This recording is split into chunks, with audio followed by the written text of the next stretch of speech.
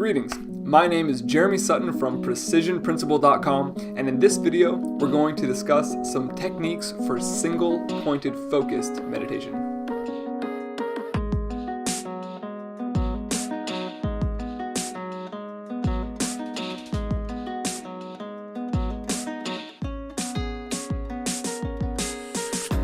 In the last video, we discussed the three types of meditation. On the one side, we have single-pointed focus, and this is the place for most people to start. Next, we have open monitoring or open awareness meditations, where this is sort of where we don't focus on one thing, but we don't focus on anything really. And then there are metta meditations, which are practices to foster loving kindness. Single-pointed focused meditation is pretty much the central tool and the starting point for all meditations. Ken Wilber once described the difference between single-pointed meditation and open meditation like this. He said, single-pointed meditation is like looking at a wall, an endless wall of light bulbs in every direction. And with single-pointed focused, we look at only one of those light bulbs. In open monitoring meditation, we sort of open up our eyes and try to see as many of the lights as we possibly can without focusing on any of them. This is a basic way to describe the difference. So anytime we take our focus down to one point, we are going to be doing the single-pointed focused meditation. Some common practices include a breath-focused meditation, a candle meditation, reciting a single point, a single word in your head, counting the breath, noticing the sensations of the body as they arise, listening meditation where we listen to a specific sound, or any meditation where we basically focus on one of the senses.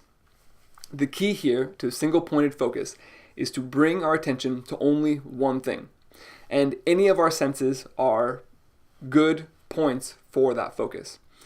The easiest place to meditate is, of course, focusing on the breath. And the breath is always right there. We have to do it thousands of times every day, so it always gives us a point to jump back in to mindfulness, even when we're not meditating. And so this is one that you will probably want to come back to if you have a serious practice. But there are other interesting ways to dive into this focused meditation. One of the most interesting ones is probably a candle-focused meditation, and this relates to different types of visualization as well. So for example, you might light a candle and place it at about eyes height, and then focus on the candle and just try not to blink. Then, if you want to take this single-pointed focus into a single-pointed focus with visualization, you could then close your eyes and maintain the vision of the candle for as long as possible. If you lose the vision, or the vision sort of dissipates from your mind's eye, then you can just open your eyes again and get the image back for as long as it takes, and then visualize that focus. There are many other ways to play with breath and single-pointed focus, however. For example, if you think of the breath, you can kind of think of the breath as a circle. So you might think of when the breath is we're full of breath, we're at the top of the circle. As we exhale, we come down around, and when we get to the very bottom of the breath, completely exhaled, we're at the bottom of the circle, and then you can inhale all the way back up. So you can actually trace a circle in your mind as you exhale, inhale. Now to expand the visualization process, you don't have to imagine a regular circle. You might think of a yin-yang, because yin-yang has nice symbolism in the dual sides of nature. It seems like everything has two sides. We can't know black without white. We can't know good without evil. So a yin-yang is sort of that perfect symbol of having both the good and the evil, both the white and the dark, both the tall and the small, both the left and the right. And inside the middle of them, we have those two extra spots. So it has nice symbolic resonance.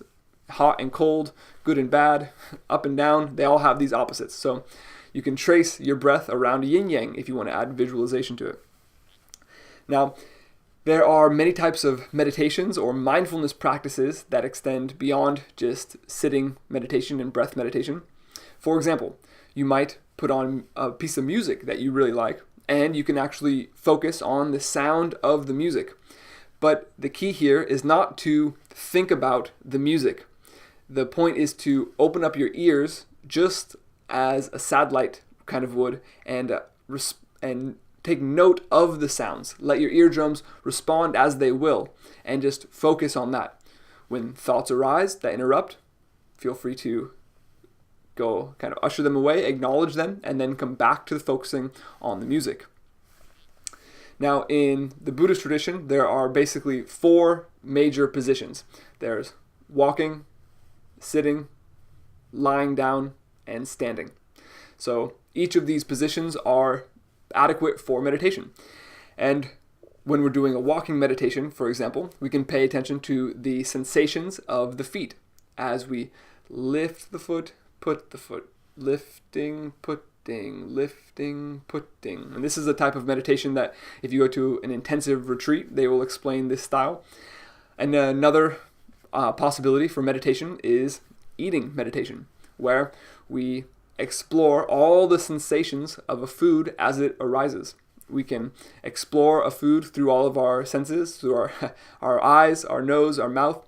The anticipation that arises when you get ready to eat the food, but don't quite eat it, just keep it from yourself.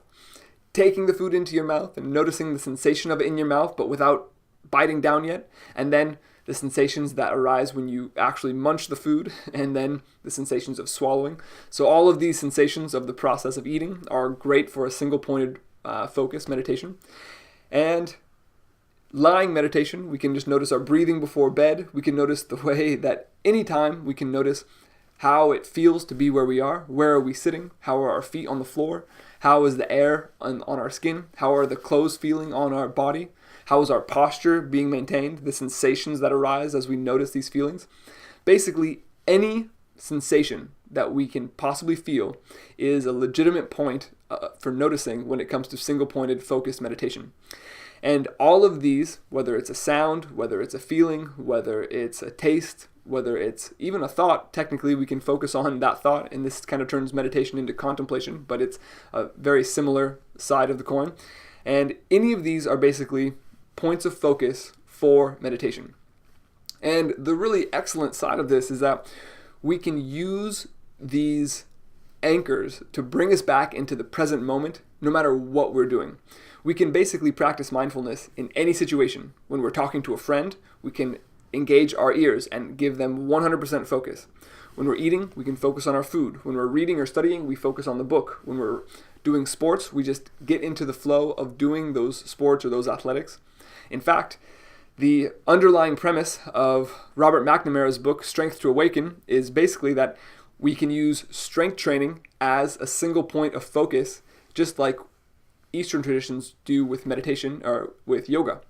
So when we are getting into the burn of either lifting heavy weights or doing intense physical exercise, we can then notice the sensations that arise, usually a burning sensation, and also oftentimes mental associations that say, hey, oh man, I got to get away from this thought, this resistance to diving into the moment. We can use those sensations as single points of focus for our meditation. So these are some techniques for single-pointed meditation, and you can use them basically all of the time to anchor yourself back into the present moment. And this is the essence of the game, which if you have not checked out yet, I would highly encourage you go to precisionprinciple.com, get your copy of the game, because this is a technique that can basically take all aspects of your life to the next level. So if you're enjoying these videos, go ahead and click subscribe down below. And in the meantime, keep learning, keep growing, and make every day count.